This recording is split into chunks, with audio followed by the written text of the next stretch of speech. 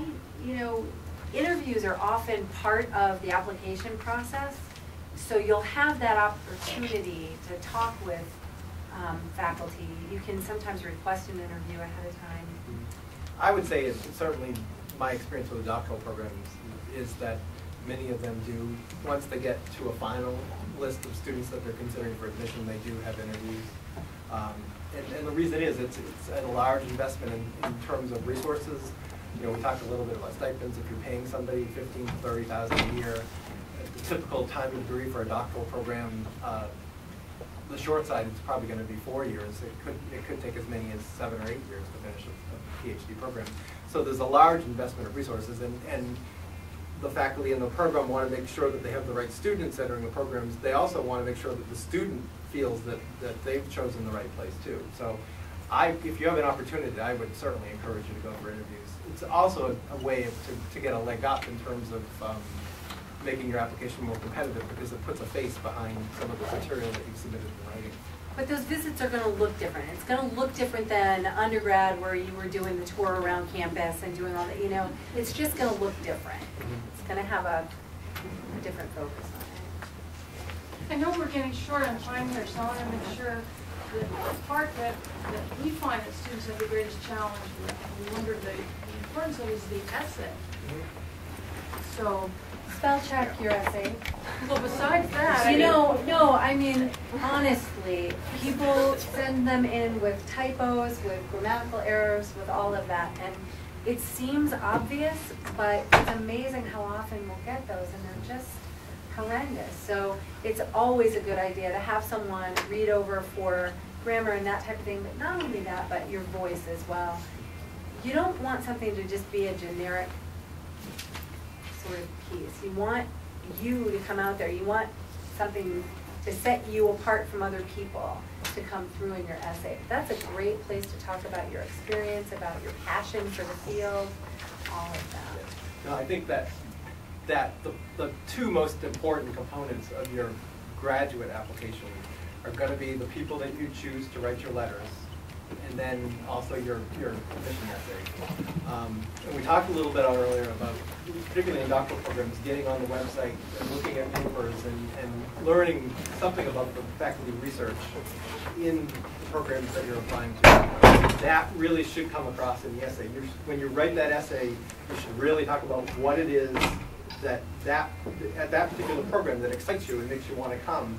And it's your opportunity to demonstrate that you know something about the program and something about the faculty that are teaching in the program. And that's certainly a way to make, again, getting back to the point that it's actually the faculty in the program. Content of what you have to say, but also the ability, can you write at a graduate level? You know, can you express yourself in a way that's coherent? There's another question.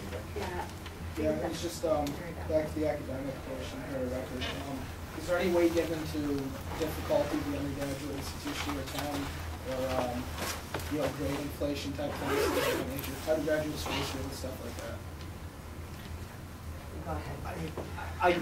I think certainly there is. I'm not sure how systematic it is, but certainly the faculty know, just from past experience, students that they've had from different schools, and the fact that 3.0 at Middlebury or Colby or Bowdoin, it's probably not going to be any less highly regarded than a 3.9 at a public university where there may be more grade inflation.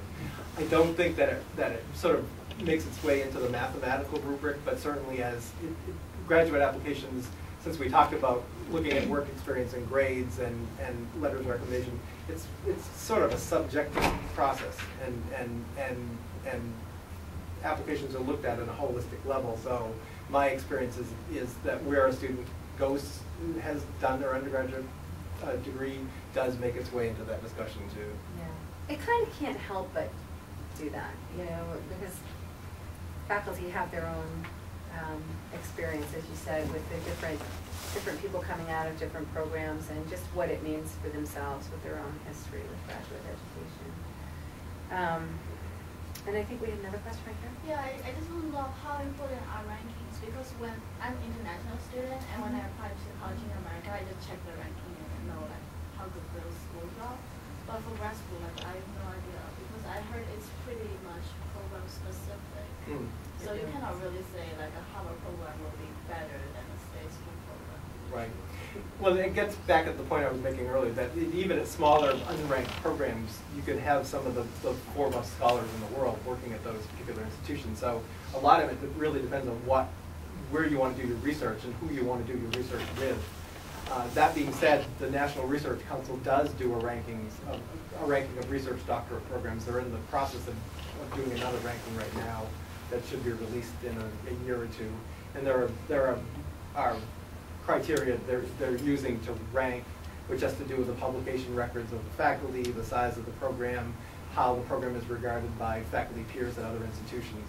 And so there is that ranking that's available if you really are concerned about going to a program that's ranked in the top 10 in a particular discipline. I think that it can't be overstated that while the individual programs all have their different assets, you're a different person than someone else who may apply to that. So what might be the right fit for someone else may not be the right fit for you. What's the right fit for you may not be for someone else. So in order for you to have the best experience, you also really want to be going deep with those programs and deciding how well that fits with what you really want to study. I mean, in many PhD programs, it's not just which university you got your PhD from, it's who you did your dissertation research on. Exactly. Yeah. Exactly.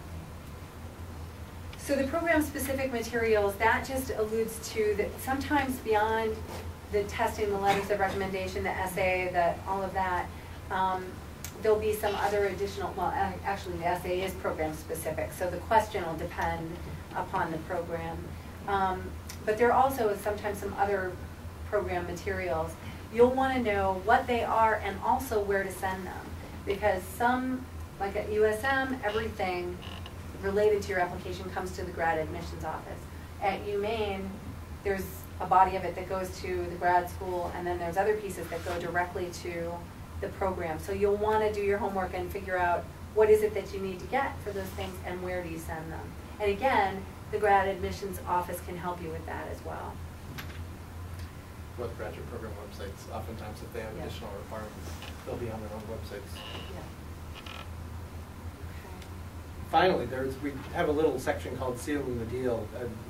It's worth mentioning that once you've survived this whole process and you're getting your admission letters back and you've been accepted to a number of programs, you're actually in a bargaining position there. Most faculty, when they make their admissions decisions, they're making them knowing that everybody that they choose to admit to a program isn't going to come to that program. And so they're expecting that you're going to be admitted to other schools.